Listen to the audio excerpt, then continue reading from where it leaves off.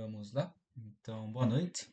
Hoje vamos falar sobre turbinas a gás, né, modelos de geração de potência a gás e ciclo Brayton.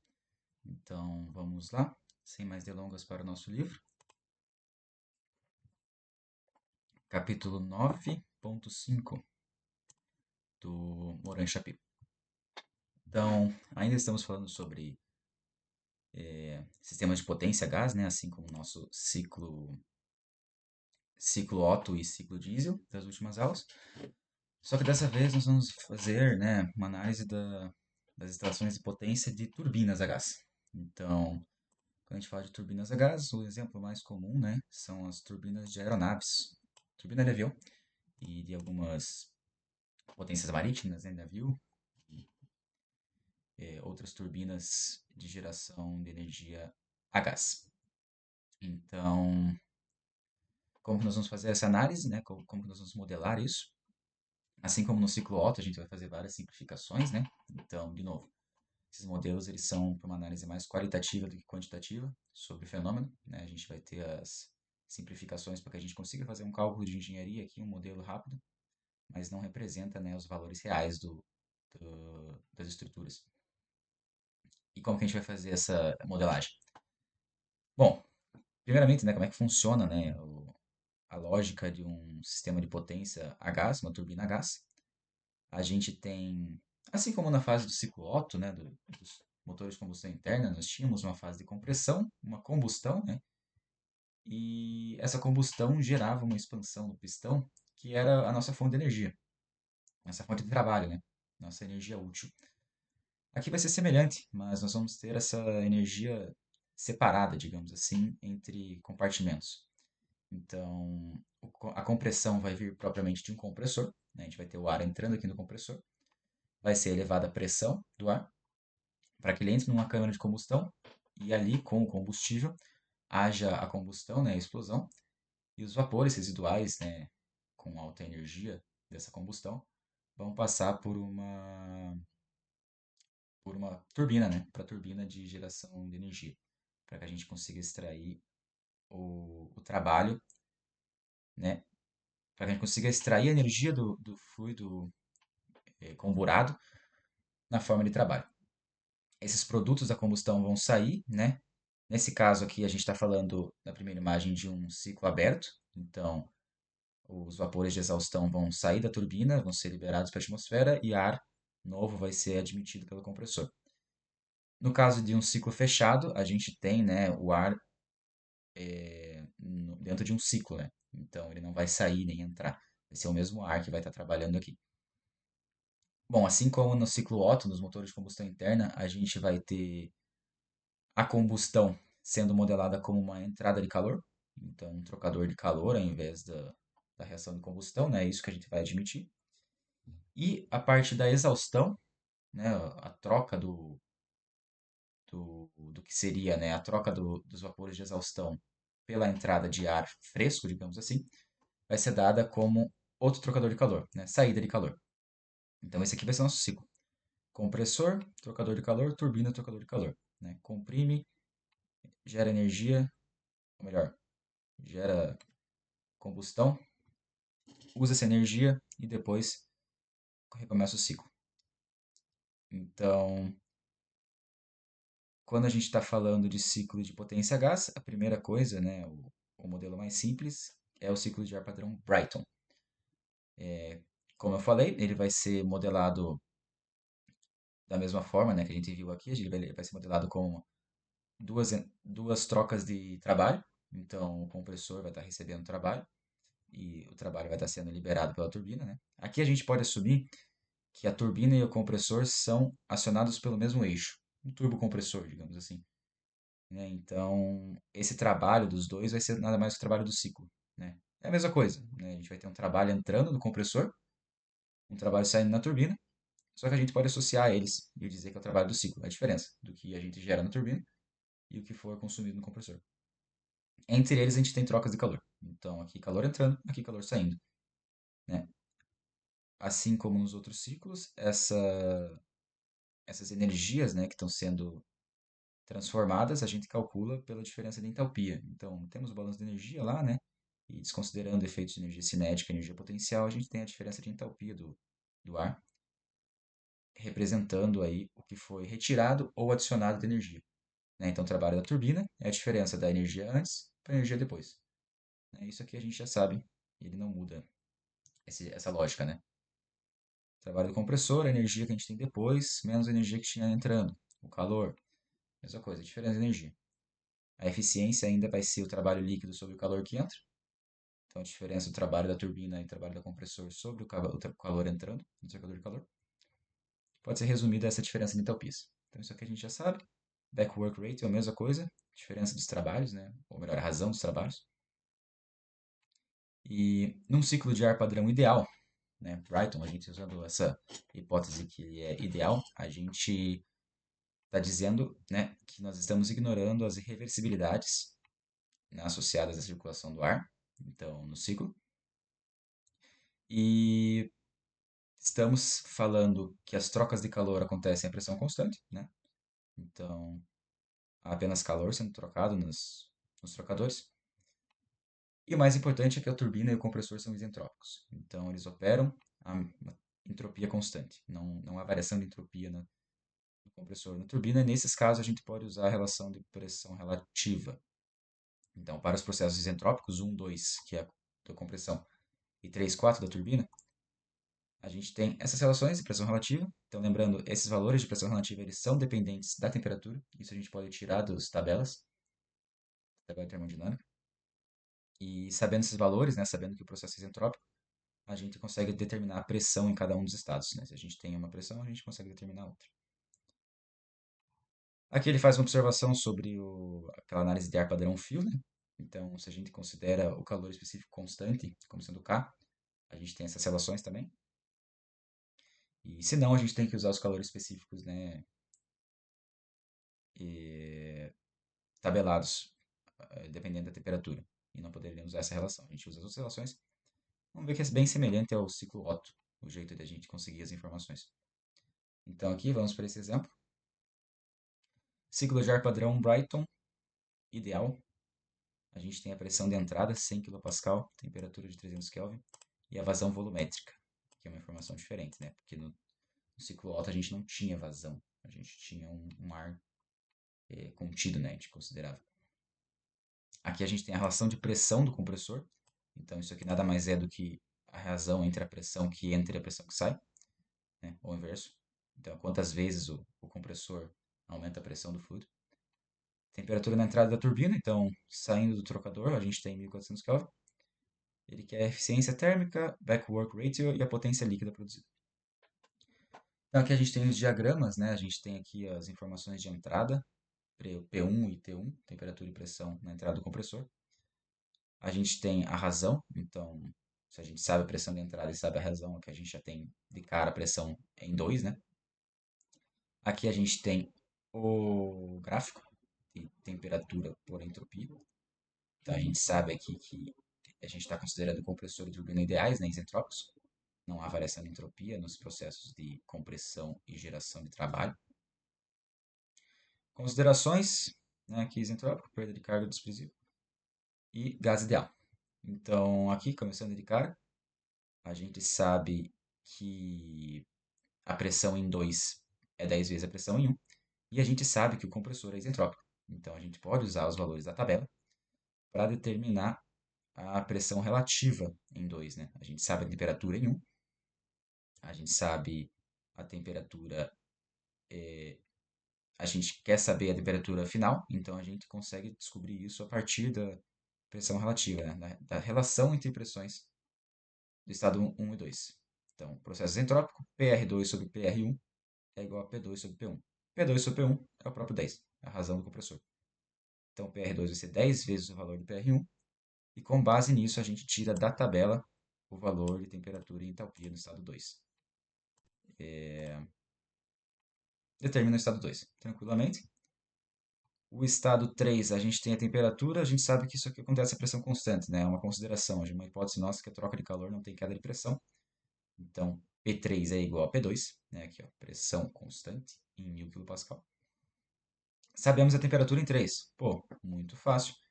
a gente usa a mesma relação isentrópica para a turbina, né? Então, se a gente sabe a temperatura em 3, sabe a pressão em 3 e sabe a pressão em 4, porque ela é igual à pressão em 1, certo? Pressão de entrada é a mesma que a pressão de saída, porque aqui a gente não tem variação de pressão no trocador de calor, assim como no outro. Então a gente sabe o estado 3, sabe a pressão em 4, a gente consegue de novo usar a relação de pressões relativas, né, considerando a turbina isentrópica, para determinar PR4.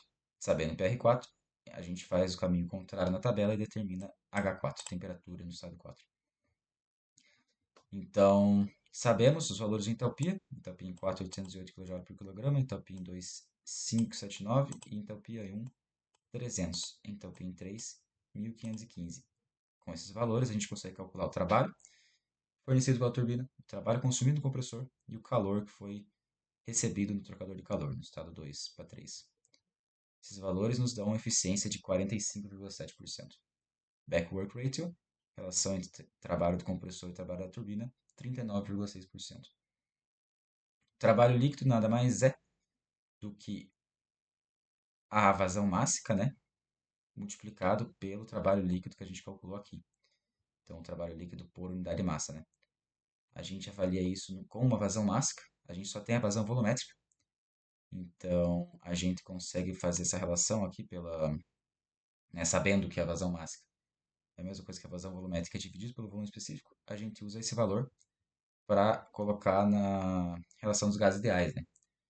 Então, aqui a gente isola a vazão mássica e substitui aqui a relação com a vazão volumétrica e descobre uma vazão de 5,8 kg por segundo. Multiplicando isso pelo trabalho ideal que a gente tinha calculado aqui, trabalho líquido, perdão, a gente tem o trabalho total do ciclo de 2.481 kW. Então, isso aqui que é gerado pelo ciclo Brighton, né? Esse aqui é o trabalho líquido gerado. Aqui ele faz uma consideração com a análise de ar padrão frio. Pode dar uma olhada se quiser. Aqui a gente tem um trabalho sobre a relação da eficiência, né, com a relação de pressões do compressor e usando a análise de ar padrão frio, então coeficientes de calor constantes. É mais para ilustrar, né, como que a eficiência está relacionada com essa relação. Então aqui, se a gente aumenta a relação de pressões, essa fração vai dar um número menor, certo? Estou dividindo 1 por um número maior, fica um número menor no total. 1 menos um valor menor resulta num valor maior, certo? Ou seja, quanto maior isso aqui, maior a eficiência. Quanto maior a relação de pressões do compressor, maior a eficiência. É isso que ele está querendo mostrar aqui. Certo? Então, aqui ele faz uma análise, né, dessa relação de pressão, mas trabalho matemático, né, meio complicadinho de primeira vista, mas isso tudo é só para ele deduzir essa relação, né, que a gente já tinha visto. Então, trabalho de maximização, né? Qual que é a relação de pressão que maximiza o trabalho líquido? Interessante de dar uma olhadinha, mas mais por curiosidade, né? Acho que não cobraria isso numa prova. Considerando irreversibilidades, tá? Agora a turbina e o compressor não são mais isentrópicos. E aí, tem variação de entropia. Basta a gente adicionar uma eficiência, né? Então a gente vai saber do enunciado qual que é a eficiência, né, da turbina e do compressor. E de novo, assim como na análise de ciclo Rankine, a gente relaciona a entalpia ideal com a entalpia real, né? Essa diferença de entalpias do compressor e da turbina com a eficiência, né, deles. Então, aqui na turbina, a gente sabe que a eficiência, o trabalho isentrópico seria maior. Como é que eu tiro? Aí, segue. A gente sabe que o trabalho isentrópico da turbina, então quando não há irreversibilidades, ele é maior, certo?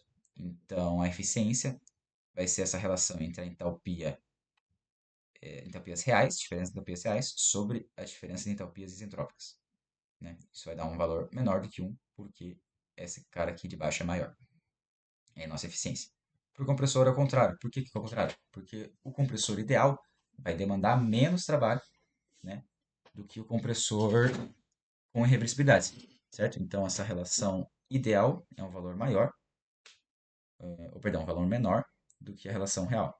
Portanto, a eficiência do compressor é dada pela diferença de entalpias ideal, né? A menor entalpia, menor trabalho que seria usado para acionar o compressor, sobre a diferença de entalpias real do compressor, H2 menos H1.